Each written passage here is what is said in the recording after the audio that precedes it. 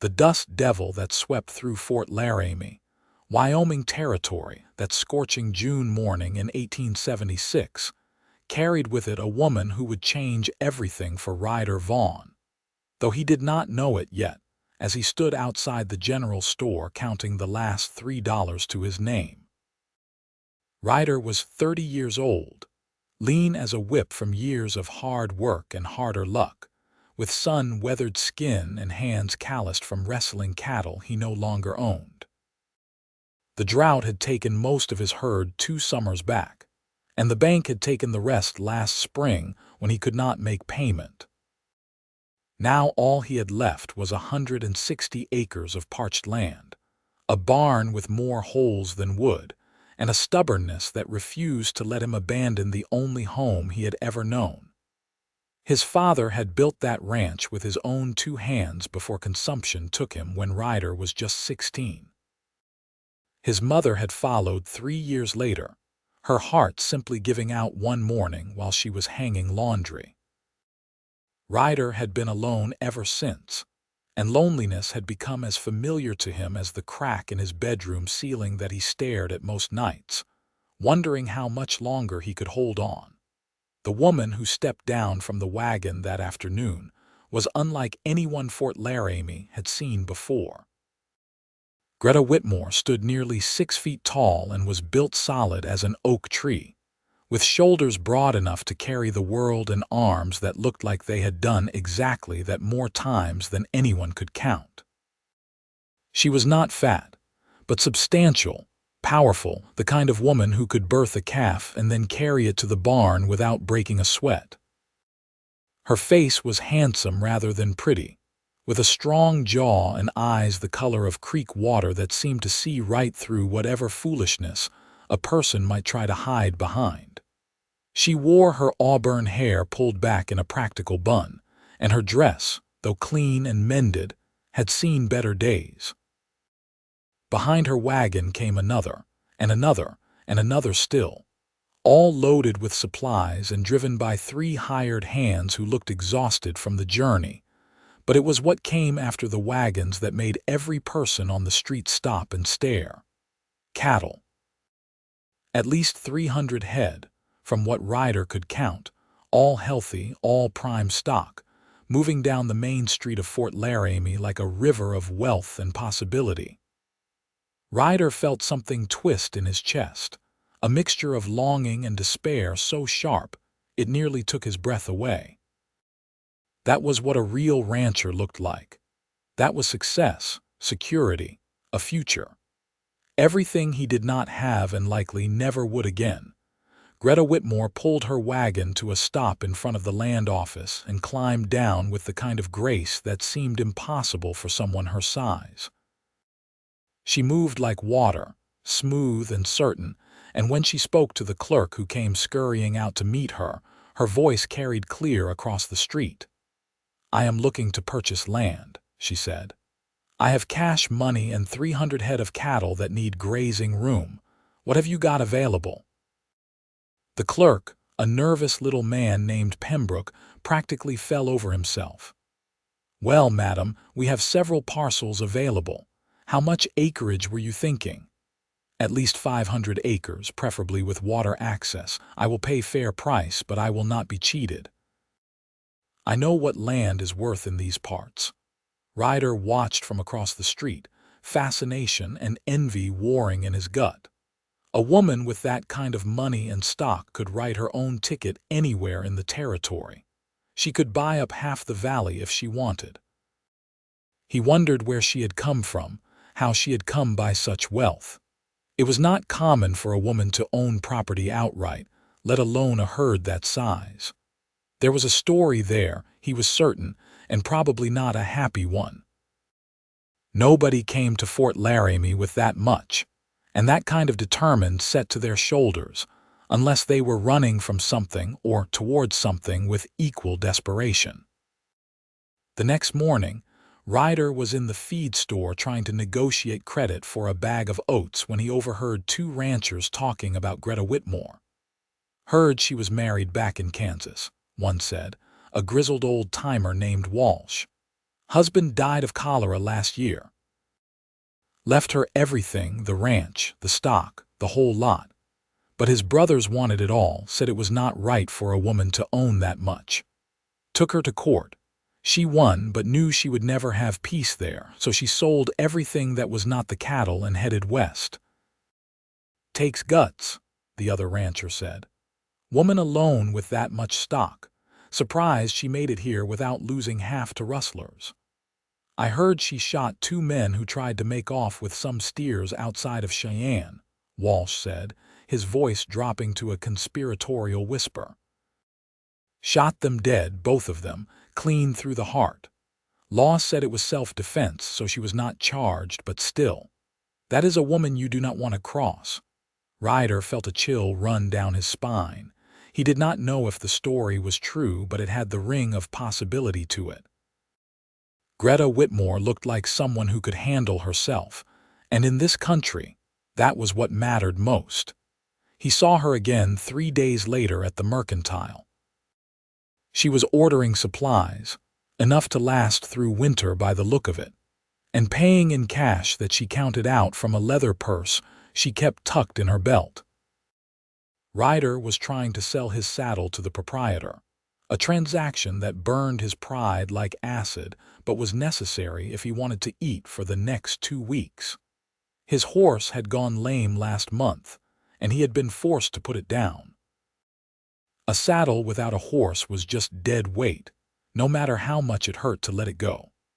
Greta noticed him as he was concluding the sale, her sharp eyes taking in his worn clothes, the desperation he was trying hard to hide.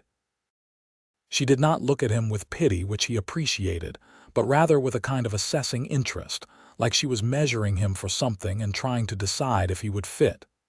"You are Ryder Vaughn," she said. It was not a question. He straightened, surprised she knew his name. "Yes, madam." "I am. I've been asking around about the area, about the ranchers here. Your name came up more than once. They say you are honest, hard-working, that you know cattle better than most men know their own kin. They also say you lost everything to the drought and bad luck, but that you are still hanging on to your land by your fingernails." Ryder felt heat rise in his face. It was one thing to know everyone in town was aware of his circumstances, another thing entirely to have a stranger lay it out so plainly. "I suppose that is about the size of it," he said carefully. "Though I would argue it was not all bad luck.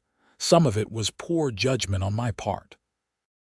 She studied him for a long moment, those creek water eyes seeming to look right down into his soul. "I have a proposition for you, Mr. Vaughn. I would like to discuss it somewhere private if you are willing to hear me out." Ryder did not know what to make of that, but curiosity and desperation made for a powerful combination. He agreed, and they walked to the small restaurant at the end of the street, a place that served decent coffee and better pie. Greta ordered for both of them without asking what he wanted, and when the food came, she did not touch hers until she had said what she came to say. "I need a husband," she stated flatly, as if she were discussing the weather. "Not for love or companionship, though I would not object to either if they came along naturally. I need a husband because this territory is not kind to women who try to run a ranch alone. I have already had 3 different men approach me with offers to manage my cattle, which is just a polite way of saying they want to take control of what I have worked to keep.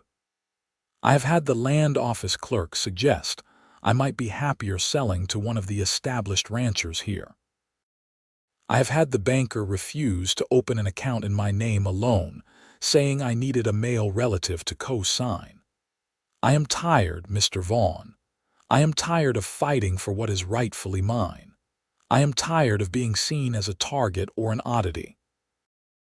I want to settle down, build something lasting, and I need a man beside me to do it, not because I am incapable, but because this world is set up to require it." Ryder sat back in his chair, his coffee forgotten. "You are proposing marriage," he said slowly. "To me." a man you have known for all of 5 minutes. I am proposing a business arrangement that happens to take the form of marriage," she corrected. "I have 300 head of cattle and enough money to buy good land and build a proper ranch. You have land already, knowledge of the area, and a reputation for honesty. Together, we could build something substantial. Apart, we both struggle. It is simple mathematics." "You are talking about combining our holdings," Ryder said, his mind racing. "Your cattle, my land." "Exactly. And my money to make the improvements needed. I saw your place yesterday. I rode out to look at it. The land is good, there is water access from the creek, and the grazing is adequate if we manage it properly. Your barn needs work and your house needs work, but both are salvageable. With my herd and your land, we would have a viable operation. Within 2 years, we could be one of the most successful ranches in the valley." It made a terrible kind of sense. Ryder could see the logic of it, could see how it would solve both their problems. But marriage was supposed to be about more than business arrangements and mutual benefit. His parents had loved each other truly, deeply, right up until the day they died. He had always imagined when he married, it would be for love, for that bone-deep certainty that he had found the person he was meant to walk through life beside. "What about affection?" he asked quietly. "What about building a life together that is more than just work and partnership?" Greta's expression softened slightly, the hard edges of her practicality giving way to something more human. "I would hope that might come with time," she said. "I am not a young girl with romantic notions, Mr. Vaughn. I am 32 years old. I have been married before, and while my husband was a good man, ours was also an arranged marriage, made for practical reasons. We grew to care for each other deeply over the years. I know it is possible to build something real from a foundation of mutual respect and shared purpose. I am not asking you to love me tomorrow. I am asking if you are willing to try to build a life where love might have room to grow." Ryder thought about his empty house, his dwindling options, the very real possibility that he would lose his land within the year if something did not change. He thought about his father, who had always told him that a man did what was necessary to survive, but that survival without honor was just a slower form of dying. There was no dishonor in this. It was a fair offer, a reasonable arrangement. Greta Whitmore was not asking him to compromise his integrity, just his pride. "I need time to think about it," he said finally. She nodded, as if she had expected nothing less. "I will be at the hotel for the next 3 days. After that, I will need to make other arrangements. I am looking at other properties in the area, other potential partners if you decline. But I hope you will seriously consider this, Mr. Vaughn. I think we could do well together." They finished their meal in silence, and when Ryder walked back to his small rented room above the saloon, his mind was churning. He spent that night and the next day walking his land, looking at it with new eyes. He saw what Greta had seen, the potential buried under the hardship. The creek ran clear and cold, fed by mountain runoff that never dried up even in the worst droughts. The grazing land rolled gentle and green where it was not overgrazed, and with proper rotation, it could support a much larger herd. The house his father built was solid at its core, the foundation good, the frame strong. It needed a new roof, new windows, a proper floor in the kitchen where the boards had rotted through, but those were fixable problems. The barn was worse off, but it too could be saved with enough lumber and sweat. He thought about spending another winter alone, eating beans and hardtack, watching his land slip further from his grasp. He thought about the humiliation of selling his saddle, of negotiating for credit at the feed store, of seeing pity in the eyes of men who had once respected him. He thought about Greta Whitmore's steady gaze, her straightforward manner, the lack of deception in her offer. She was not trying to trick him or take advantage. She was simply laying out terms that benefited them both. On the evening of the second day, he returned to town and knocked on the door of Greta's hotel room. She opened it herself, dressed in a simple cotton dress, her hair down around her shoulders in a way that made her look softer, more approachable. "Mr. Vaughn," she said, and he heard a note of hope in her voice that she could not quite hide. "I have thought about your offer," he said, "and I have some conditions of my own." She stepped back, gesturing for him to enter. The room was sparse but neat, her belongings packed efficiently in 2 large trunks and several bags. She had not been lying about traveling light. "I am listening," she said. "If we do this, we do it as true partners," Ryder said. "Not just in business, but in everything. We make decisions together, we face problems together. I will not be a puppet husband who just signs papers and stays out of your way, and I will not expect you to be a traditional wife who only cooks and cleans. We work together, or this will not work at all." "Agreed," Greta said without hesitation. "Second, we give this a real chance. You said you hope affection might come with time. I need to know you mean that. I need to know you are not just looking for a legal convenience. If we are going to marry, I want to try to build something real." Something in Greta's expression shifted, a guard dropping that he had not even realized she was holding. "I want that too," she said quietly. "More than you might think. I am tired of being alone, Mr. Vaughn. I am tired of having no one to talk to at the end of the day, no one to share the small joys and frustrations with. I miss having a partner, someone who knows me, who I can rely on. If you are willing to try to build that, then so am I." "Then I accept your proposal," Ryder said, and as he said it, he felt something settle in his chest, a rightness he had not expected. This was not how he had imagined his life would go, but sometimes the path that chose you was better than the one you would have chosen for yourself. They were married 4 days later by the circuit judge who happened to be passing through Fort Laramie. It was a simple ceremony in the judge's office, with the hotel owner and his wife standing as witnesses. Greta wore a blue dress she had packed in her trunk, one that brought out the color of her eyes, and Ryder wore his only suit, the one he had worn to his mother's funeral 8 years before. The judge's words washed over him in a blur of legal binding and sacred promises, and when it came time to seal their union with a kiss, Ryder leaned in carefully and pressed his lips to Greta's in a touch that was brief and chaste, but held within it the seed of possibility. They spent the rest of that day making arrangements. Greta paid to have her cattle moved to Ryder's land, hiring a crew of drovers to manage the transfer. She bought lumber and supplies from the mercantile, enough to begin repairs immediately. She closed on a deal she had been negotiating for an adjacent parcel of land, adding another 100 acres to their combined holding. She moved through each task with brisk efficiency, and Ryder found himself admiring her competence, the way she commanded respect without having to demand it.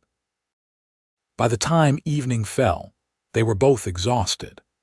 They rode out to the ranch together in Greta's wagon, the sunset painting the sky in shades of orange and purple that seemed impossibly beautiful after such a strange and momentous day.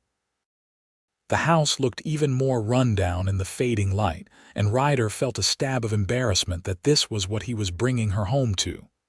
But Greta just looked around with a practical eye and said, "We will fix it up. It will be fine once we get the work done. I have seen worse." They unloaded her belongings together, carrying the bags and one of the trunks into the house. The other trunk, an old battered thing bound with iron straps, she had the hired hands carry up to the bedroom with strict instructions to be careful with it. There was something about the way she directed them, the care she took, that made Ryder curious. That trunk clearly held something important to her. Inside the house, Ryder had done what he could to make it presentable. He had swept, scrubbed the table and the 2 chairs, brought in wildflowers and put them in a jar by the window. It was not much, but it was something. Greta noticed. He could tell by the way her expression softened. "Thank you," she said simply. "That was thoughtful." They made a simple dinner together.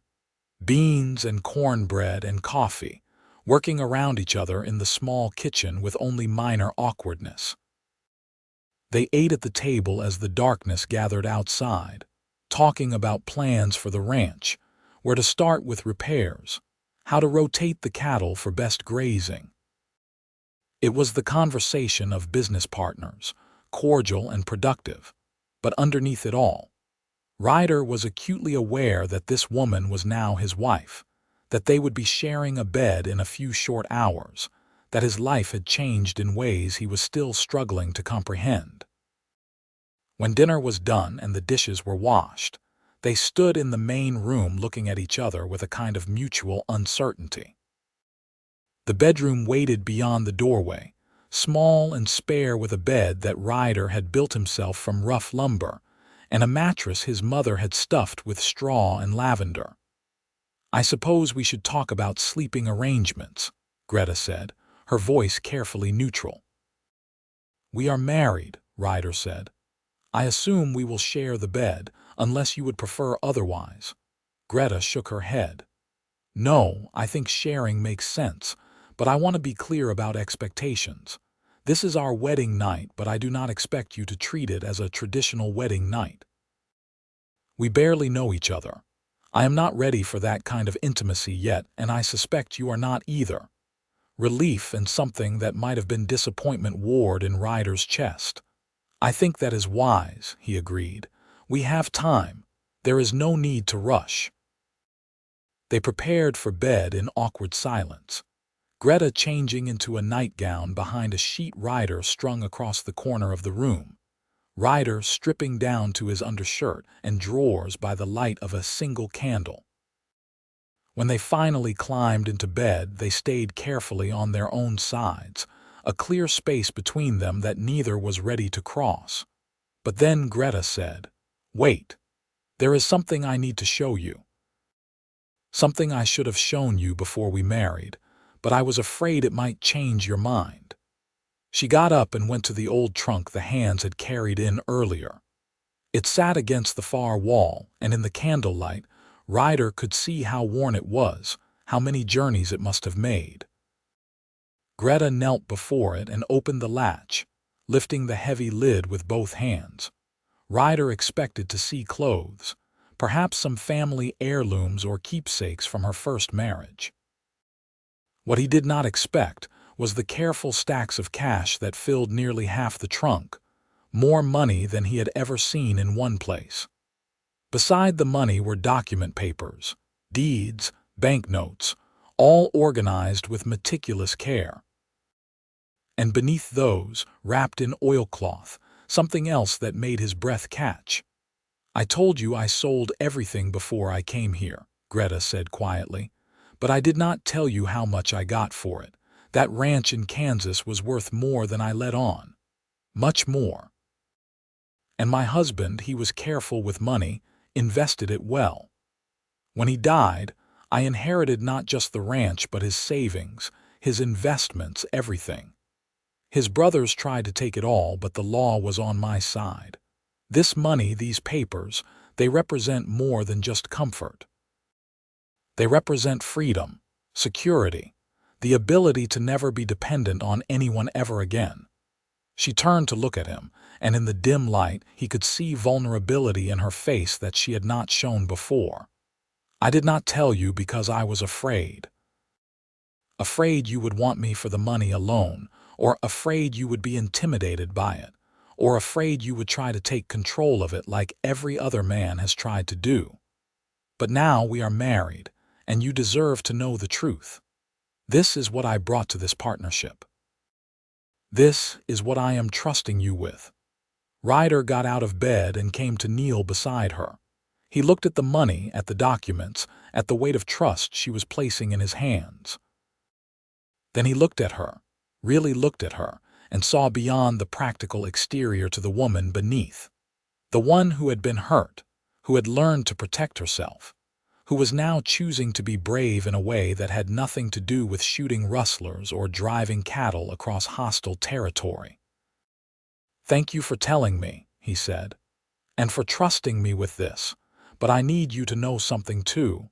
I agreed to marry you before I knew about any of this. I agreed because I believed we could build something good together, because I respected the straightforward way you dealt with me, because I saw in you someone worth taking a chance on. This money changes nothing about that. It is yours, Greta. It was yours before we married, and as far as I am concerned, it is still yours now. I will not try to control it or take it from you. We can use it to build our ranch, to make our lives better, but only if and when you decide that is what you want." Greta's eyes shone with unshed tears. "You mean that," she said, and it was not quite a question. "I do," Ryder said. "I have never been the kind of man who takes what is not mine. I have my pride, Greta. Maybe too much of it sometimes, but I also know the difference between partnership and theft. You are offering to share your resources to build our future. I am grateful for that, but I am not going to take advantage of your generosity or mistake it for weakness." She reached out then, her large, capable hand finding his, and they knelt there together in front of the open trunk, the candlelight flickering over them, and something passed between them that was more binding than any wedding vow.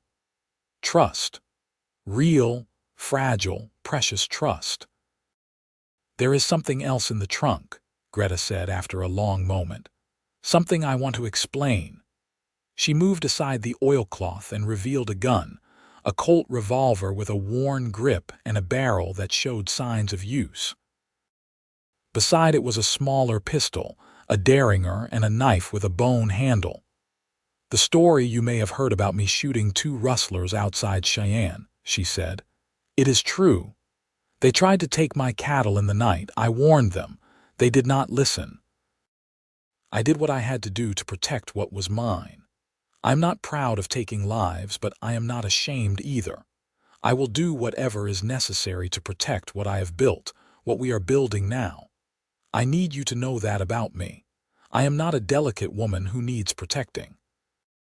I am someone who knows how to protect herself." Ryder thought about that, about the strength it took not just to pull a trigger but to live with the consequences. "I am glad you can protect yourself," he said. "And I hope you never have to do it again, but if the time comes, I will stand beside you. We protect each other. That is what partners do." Greta closed the trunk then and stood, pulling Ryder up with her. They returned to the bed, but this time when they lay down, the space between them seemed less absolute. Their hands found each other in the darkness, fingers intertwining, and they fell asleep that way, connected by touch and by the tentative beginnings of something that might someday become love. The next weeks passed in a blur of constant work. They hired carpenters to repair the barn and the house, and Ryder worked alongside them, learning as much as teaching. Greta proved herself as capable with a hammer as with a branding iron, and together they transformed the rundown ranch into something worth being proud of. The barn got a new roof and reinforced walls. The house gained new windows that let in light and air, a proper kitchen floor, and a roof that did not leak when it rained.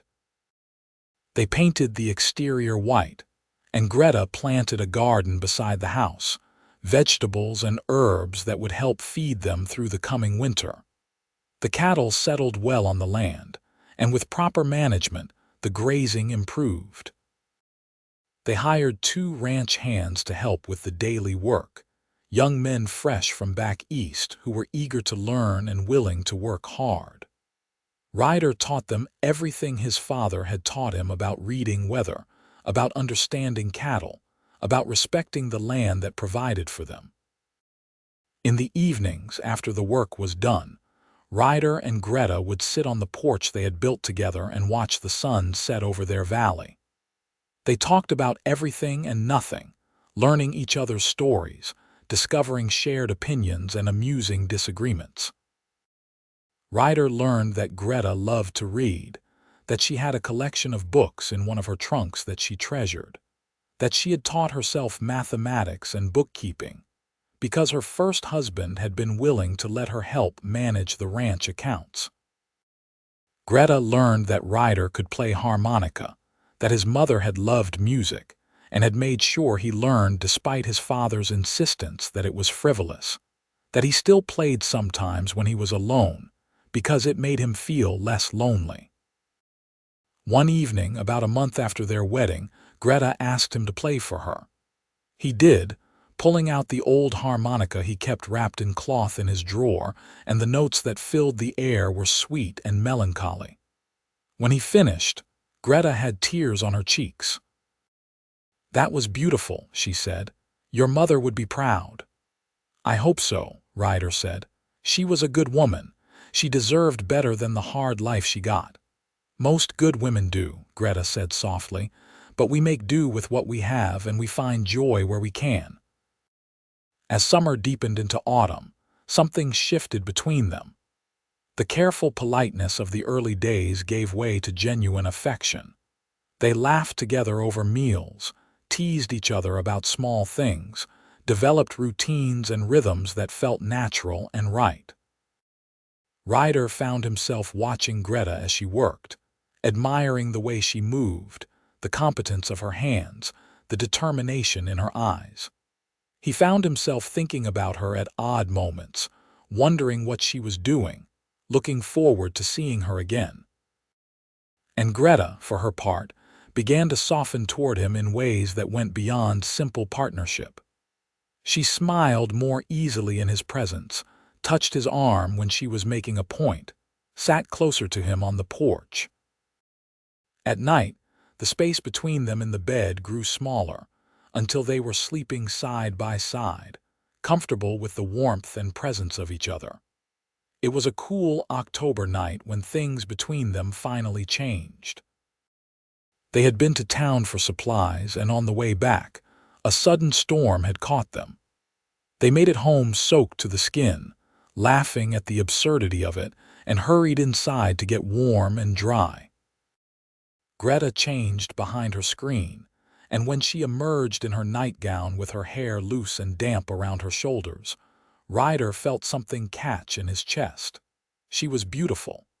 Not in the conventional way that the ladies in town aspired to, but in a way that was uniquely her own. Strong and solid and real, a woman who knew who she was and did not apologize for it. "You are staring," she said, but there was no reproach in her voice, only curiosity. "I am," Ryder admitted. "I am sorry, I just never quite realized how beautiful you are." Color rose in Greta's cheeks and she looked away, seemingly flustered. "I have never been beautiful. Handsome, maybe, on a good day, but not beautiful." "You are wrong," Ryder said, and he crossed the space between them before he could think better of it. "You are beautiful, Greta. You are strong and capable and honest, and that makes you more beautiful than any painted lady in any saloon from here to San Francisco." He reached up to touch her face, his work-roughened fingers gentle against her soft skin.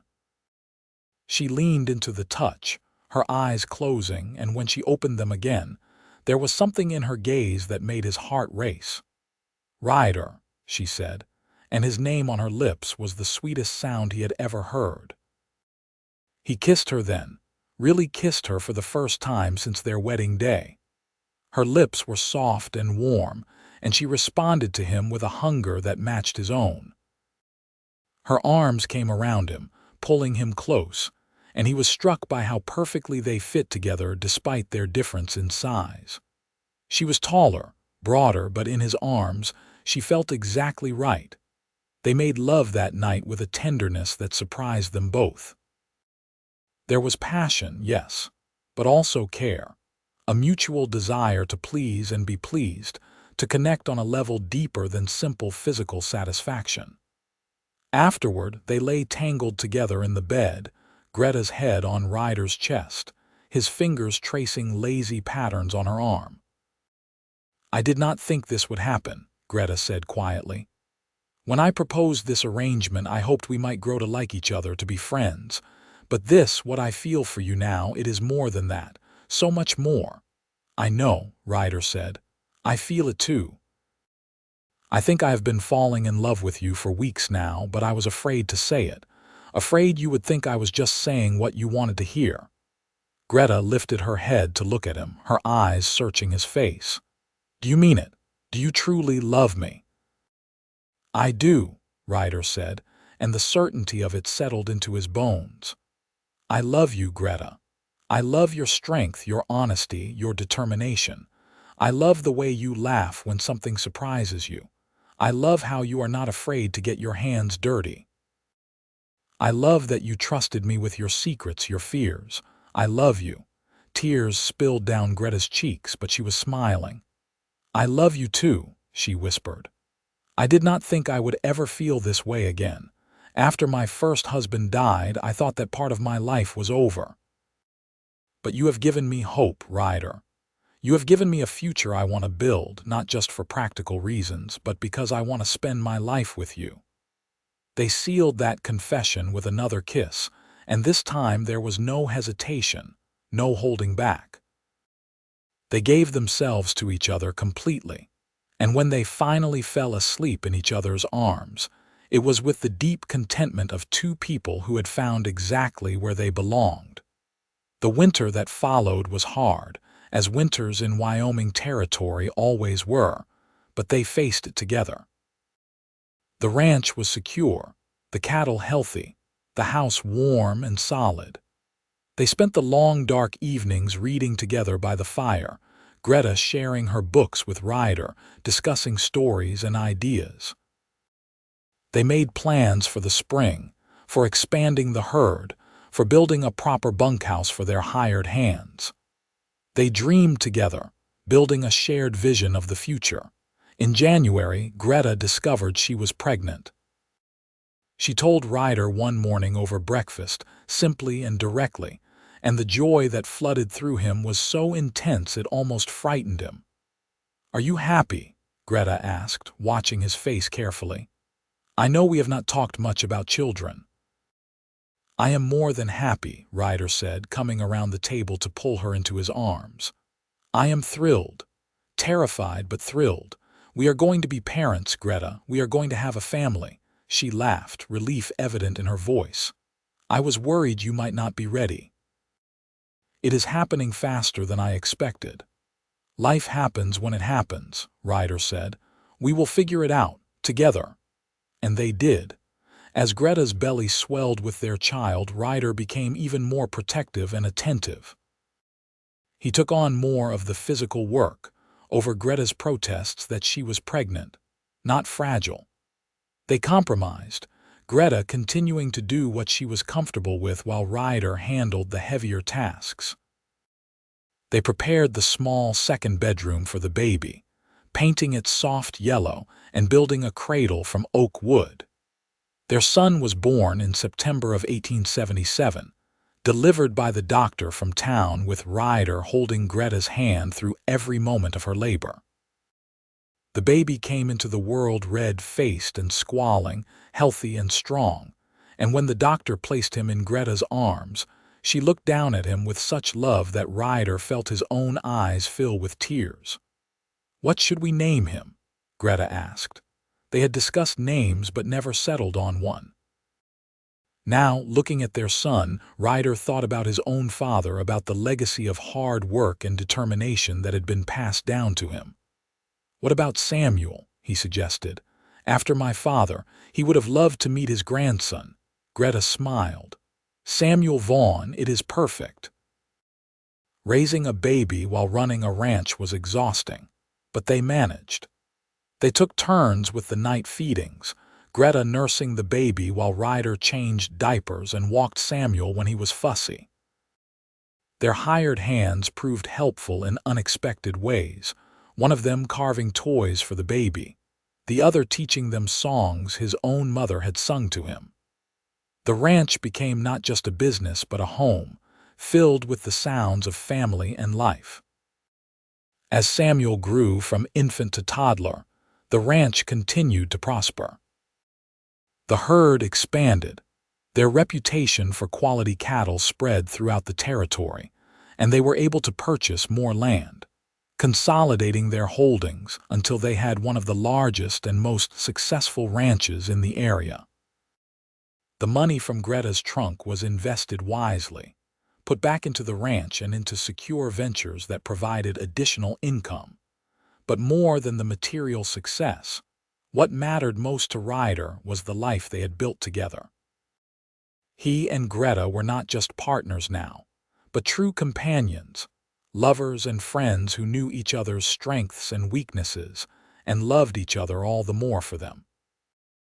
They argued sometimes, usually about ranch business, but they had learned to communicate, to listen to each other, to find compromises that worked for them both. When Samuel was 2, Greta became pregnant again. This time she carried twin girls, a pregnancy that was harder on her body but that she bore with typical stoicism. The girls were born healthy in the spring of 1880, identical twins they named Grace and Georgia, both with their mother's auburn hair and their father's brown eyes. The house felt small with 3 small children, so they built an addition, expanding the bedrooms and adding a proper parlor. They hired a young woman from town to help with the housework and the children, giving Greta time to continue working with the ranch. It was important to both of them that their children grow up understanding the value of hard work, the satisfaction of building something with your own hands. The years passed in a rhythm of seasons, of calving and branding, of planting and harvest, of holidays celebrated and hardships weathered. Samuel grew into a serious, thoughtful boy who loved books as much as his mother and music as much as his father. The twins were wild and fearless, climbing everything, getting into trouble, keeping everyone on their toes. The ranch hands came and went, but a core group stayed, becoming like family, eating at their table, celebrating milestones with them. In 1883, Greta surprised Ryder with news that she was pregnant again. They had assumed their family was complete, but life had other plans. Their second son was born that winter, a quiet, contemplative baby they named Thomas, and he completed their family in a way none of them had anticipated. By 1885, the Vaughn Ranch was one of the most successful in Wyoming territory. They employed 15 hands, ran over 1,000 head of cattle, and owned more than 2,000 acres of prime grazing land.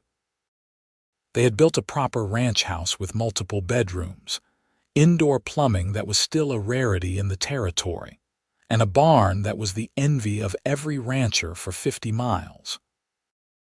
They had achieved everything Greta had dreamed of when she first proposed their arrangement all those years ago, and so much more besides.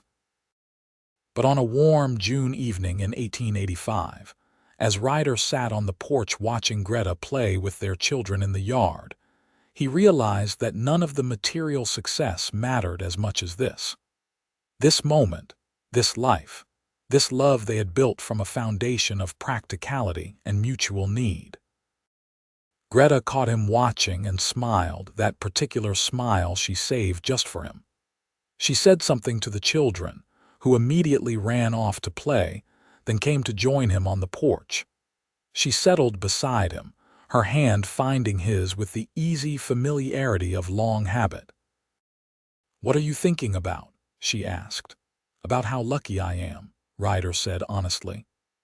"About how that day you walked into Fort Laramie was the best day of my life, even though I did not know it yet." Greta laughed softly. "You thought I was crazy, proposing marriage to a stranger." "Maybe a little," Ryder admitted. "But you were also the bravest person I had ever met. You still are. You took a chance on me when I had nothing to offer but dirt-poor land and broken-down buildings.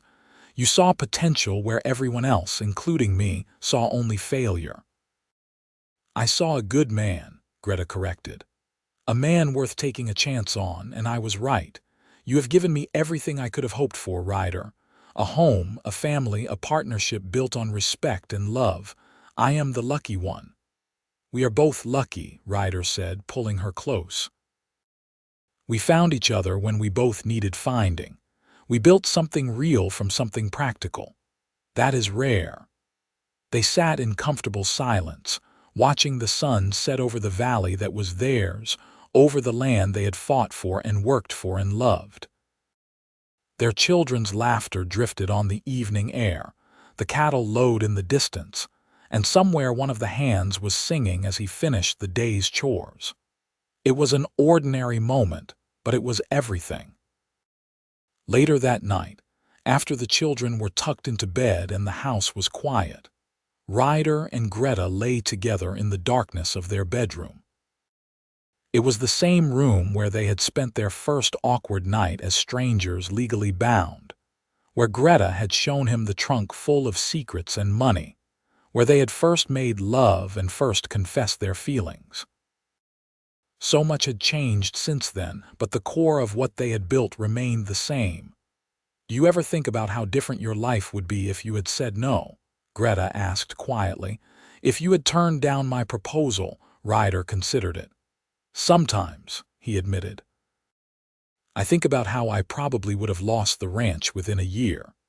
How I might have ended up drifting from town to town, working other people's land, never having anything of my own. Or maybe I would have swallowed my pride sooner and found some other way to survive. But I can tell you for certain that I would never have found what I have with you. That was pure fate, pure luck, pure grace. Whatever you want to call it, it was meant to be. I used to not believe in fate, Greta said. I thought life was just a series of choices and consequences, that we made our own luck through hard work and determination. But meeting you changed that. I think we were supposed to find each other, Ryder. I think the universe or God or whatever force guides our lives brought us together because we needed each other. I believe that too, Ryder said, kissing her forehead. And I am grateful every day that you were brave enough to ask, and that I was desperate enough to say yes. Greta laughed at that, the sound warm and full in the darkness. Such romantic words. But true, Ryder said. Desperation brought us together, but love keeps us together. That is the important part. As they drifted toward sleep, Ryder thought about the old trunk that still sat in their bedroom, now holding not just money and documents, but also the accumulated treasures of their life together. Letters from Greta's first husband that she had saved, photographs of their children, legal papers for the ranch, deeds and contracts, and all the official documentation of their success. But also small things, pressed flowers from their garden, a lock of Samuel's baby hair, drawings the twins had made, a string of buttons Thomas liked to play with. The trunk held their history, the tangible evidence of a life well lived. The years continued to pass, each one bringing new challenges and new joys. Samuel grew into a young man who decided he wanted to study law, and they sent him east to school, proud of his ambitions even as they missed him terribly. The twins developed distinct personalities despite their identical appearance, Grace becoming interested in ranching and working alongside her father, while Georgia discovered a talent for numbers and helped her mother manage the ranch accounts. Thomas remained quiet and thoughtful, spending hours drawing and painting the landscape around them, capturing the beauty of their valley in ways that left everyone who saw his work breathless. In 1890, Ryder's father would have been 70 years old if consumption had not taken him. Ryder thought about him often, wondering what he would think of the ranch now, of the family Ryder had built, of the success that had seemed so impossible in those dark years after the drought.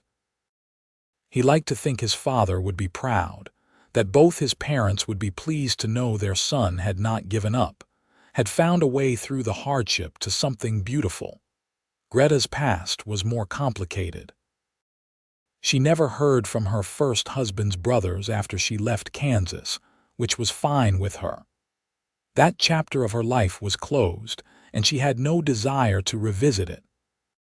But she kept her first husband's letters, the kind words he had written her during their marriage, because he had been a good man who had treated her well, and she believed in honoring that even as she had moved forward with her life. The ranch continued to grow and evolve. They experimented with new breeding techniques, improving their stock until Vaughn cattle were sought after throughout the territory and beyond.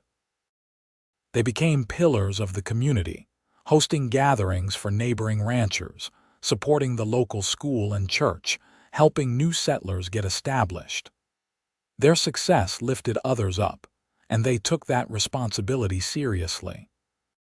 In 1895, Wyoming had been a state for 5 years, and Fort Laramie had grown from a rough frontier town into a proper community with schools, churches, shops, and all the trappings of civilization. The wild days were fading into memory, replaced by something more stable, more structured. It was both a loss and a gain, the end of one era and the beginning of another. On their 20th wedding anniversary, Ryder surprised Greta with a trip to Denver. They left the children in the capable hands of their oldest ranch hand and his wife, who had married and settled in the bunkhouse years ago, and took the train to the city. It was Greta's first trip since arriving in Fort Laramie 2 decades earlier, and Ryder's first time on a train at all. Denver was overwhelming after the quiet of ranch life, full of people and noise and movement. But it was also exciting, full of possibilities. They stayed in a hotel with electric lights and running water, luxuries that made them both laugh at how far they had come from that first night in Ryder's rundown ranch house. They ate in restaurants, attended a performance at the Opera House, shopped in stores that sold goods from around the world. But the best part of the trip was simply being alone together, away from the demands of the ranch and the needs of their children. They talked for hours, reminiscing about their early days, marveling at how far they had come, making plans for the future.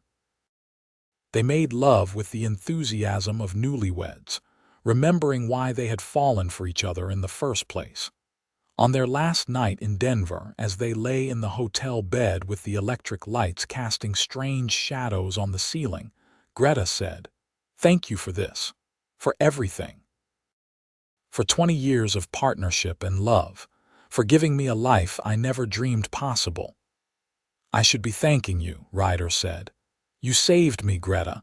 You gave me purpose when I was ready to give up. You gave me a family, a home, a reason to get up every morning. I would be nothing without you." "We would both be less without each other," Greta said wisely. "That is what makes this work. We make each other better." When they returned home, they found the ranch running smoothly and their children happy and healthy. Samuel had returned from school for the summer, now a confident young man of 18 who spoke eloquently about law and justice. Grace, 16, had taken over much of the daily ranch management, proving herself as capable as any man. Georgia, also 16, had all the accounts organized and was proposing improvements to their operations that would increase efficiency and profit. And Thomas, 12, had covered every available surface in the house with drawings and paintings that showed remarkable talent. Looking at their children, at what they had created together, Ryder felt a profound sense of accomplishment. This was his legacy, not just the land or the cattle or the money, but these 4 people who would carry forward the values he and Greta had worked so hard to instill. Honesty, hard work, compassion, determination. The things that mattered. As the new century approached, bringing with it changes and challenges none of them could anticipate, the Vaughn family stood strong. Samuel finished his law degree and returned to Wyoming to practice, eventually becoming a judge like the man who had married his parents all those years ago. Grace married a neighboring rancher's son and started her own operation, with her parents' full support and a generous portion of their land.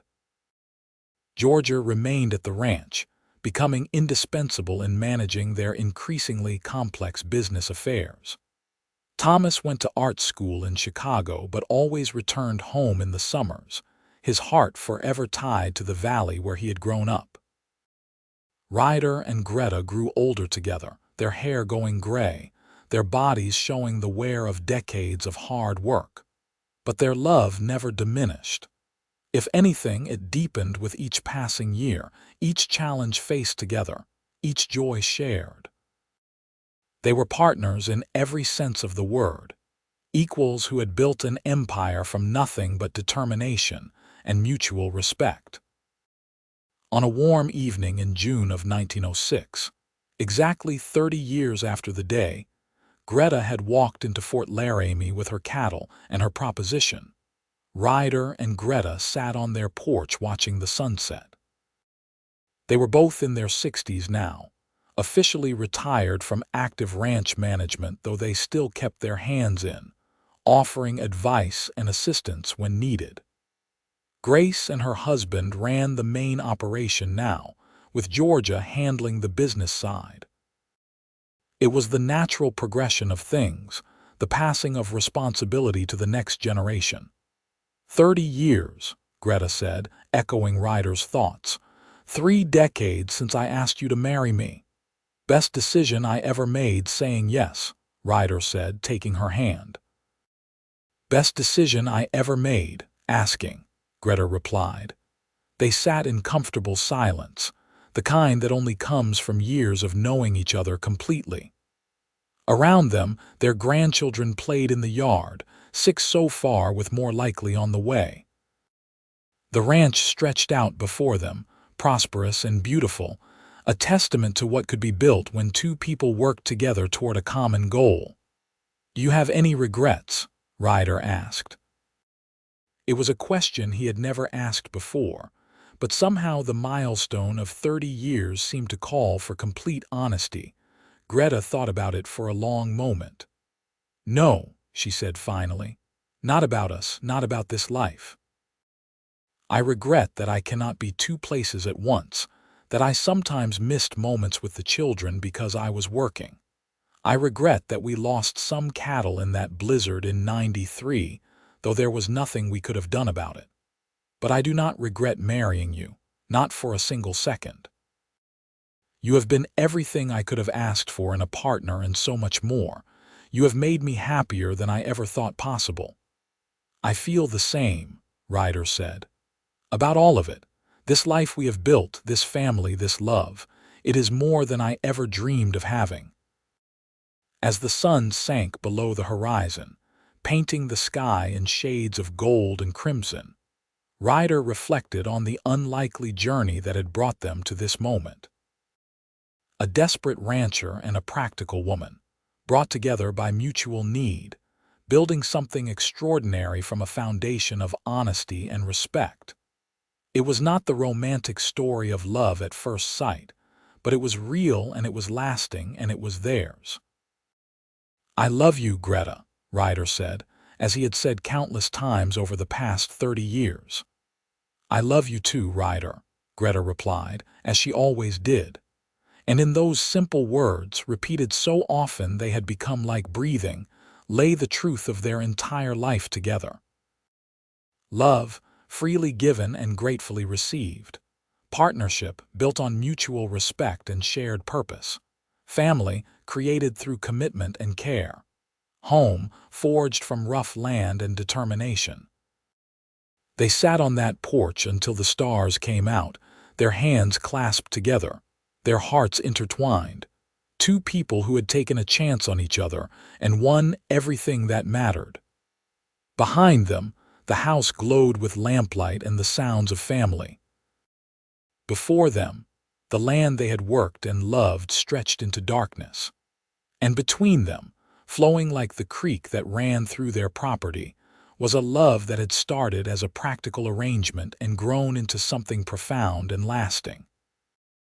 The old trunk still sat in their bedroom, full of memories and money, documents and treasures. It had traveled with Greta from Kansas to Wyoming, had held her secrets and her fears, and had become a symbol of the trust that formed the foundation of their marriage. Sometimes, on quiet nights, they would open it together and sort through the contents, remembering the early days, marveling at how far they had come. But the trunk was just an object, just wood and iron and the things it contained. The real treasure was sitting beside him on the porch, her hand in his, her presence a constant source of comfort and joy. Greta had come to Fort Laramie looking for safety and stability, seeking a partner to help her build a life. She had found that and so much more. She had found a true companion, a real love, a home in every sense of the word. And Ryder, who had been standing outside a general store counting his last $3, who had lost everything and was facing the prospect of losing even more, had found salvation in the form of a tall, practical woman who saw potential where others saw failure. She had saved his land, yes, but more importantly, she had saved him. She had given him purpose and family, and a love that sustained him through every challenge. Their story was not neat or traditional.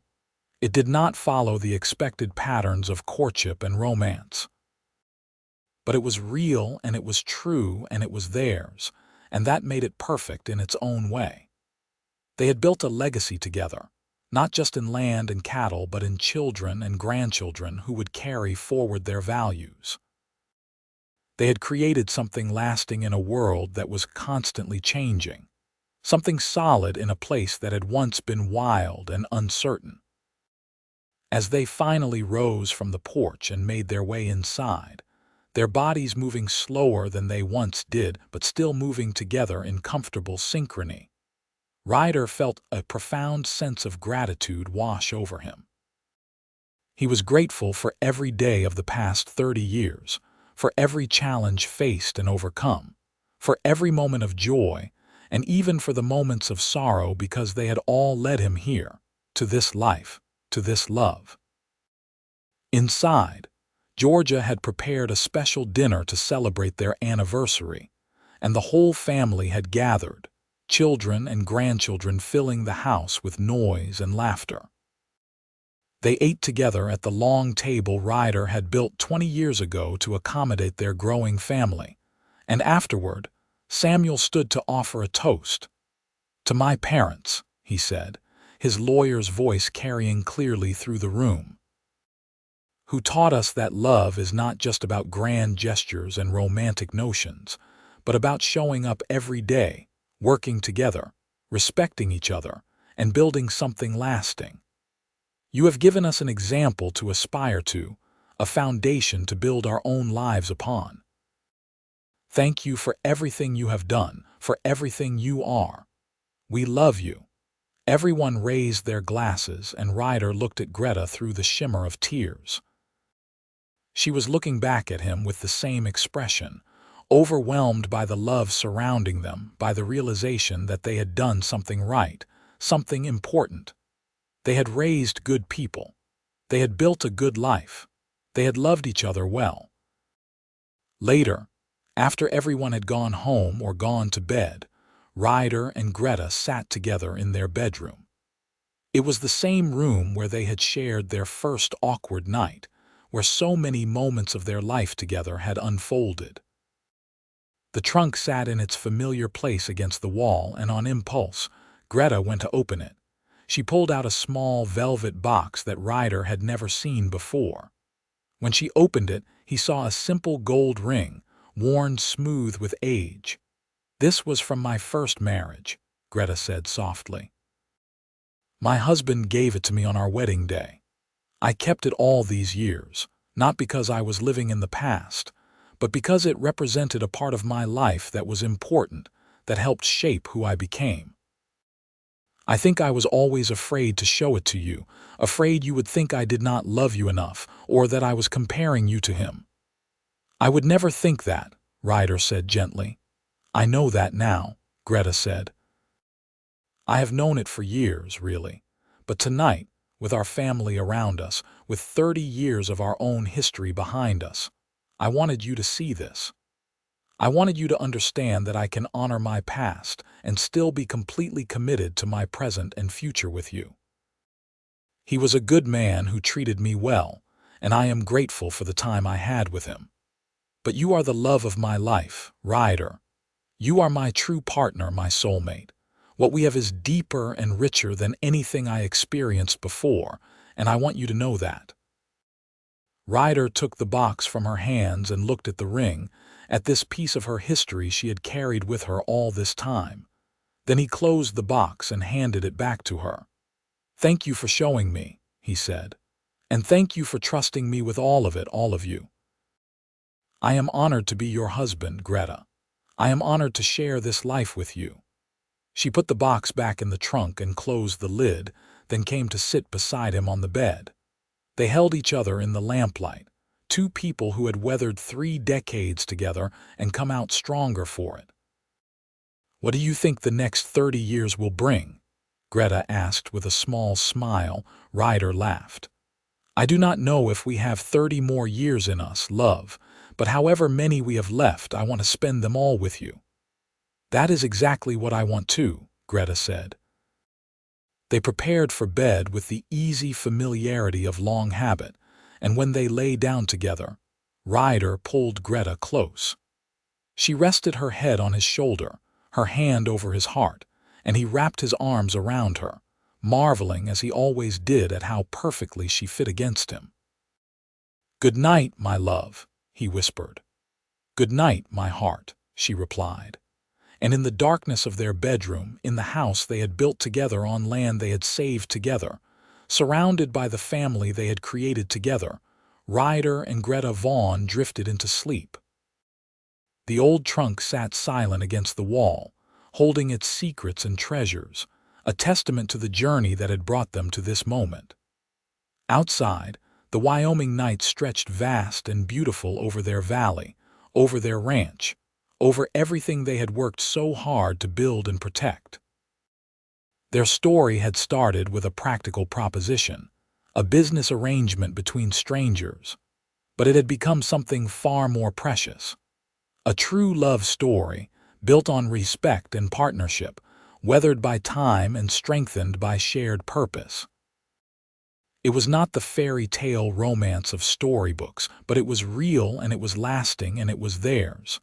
And that, Ryder thought as he held his wife close, was the best kind of love story there was. The kind that endured, the kind that mattered, the kind that left behind a legacy of family and love and land that would continue long after they were gone. In the morning, they would wake together as they had for 30 years. They would start another day of their life together, facing whatever challenges came with the same partnership that had carried them through all the previous days. They would work together, laugh together, love together. They would be together, and that was all that mattered. The sun would rise over the valley, casting golden light across their ranch, their home, their legacy. The cattle would low in the distance. The creek would sing its eternal song, and somewhere a child's laughter would ring out clear and bright. Life would continue, as it always did, bringing new joys and new challenges, new beginnings and inevitable endings. But through it all, Ryder and Greta would face it together, hand in hand, heart to heart, two souls who had found each other against all odds and built something beautiful from the raw materials of need and determination and hope. Their wedding night, when Greta had opened that old trunk and shown him her secrets, had been the beginning of their true marriage. Not the ceremony in the judge's office, but that moment of vulnerable honesty, of choosing to trust, of taking the risk to be fully known. Everything else had flowed from that moment, from that choice to be real with each other. And now, 30 years later, they were still making that choice every day. To be honest, to be present, to be partners in every sense of the word. It was not always easy, but it was always worth it. That was the secret to their success, the foundation of their love. They chose each other every single day, and in that choosing, they built a life that was richer and fuller than either of them could have created alone. As sleep claimed them both, their breathing synchronized, their hearts beating in rhythm, the last thought that drifted through Ryder's mind was simple and profound. He was home. Not just in the physical sense of being in his house on his land, but in the deeper sense of having found the place where he truly belonged. And that place was not a location, but a person, the woman sleeping peacefully in his arms, the partner who had walked beside him through 3 decades of life, the love who had transformed his world from black and white into brilliant color. Tomorrow would bring new challenges, new joys, new moments to treasure. But tonight, this moment, this perfect, peaceful present was enough. More than enough. It was everything. And so Ryder Vaughn, the poor rancher who had once stood outside a general store counting his last $3, slept the sleep of a man who had found true wealth. Not in money or land or cattle, though he had all of those now, but in love and family and partnership. He had gambled everything on a practical proposition from a stranger, and he had won the greatest prize of all: a life well lived, a love well earned, a legacy well built. The story that had begun with dust and desperation, and a woman twice his size with a herd of cattle, had become an epic of its own, written in the everyday moments of shared life, in the small acts of love and care, in the big decisions made together. It was a story without a clear ending, because their love would continue beyond them, carried forward by their children and grandchildren, woven into the very fabric of the land they had worked and loved. But for now, in this moment, the story was simply this: 2 people together at peace, exactly where they were meant to be. And that was the happiest ending anyone could ever hope for.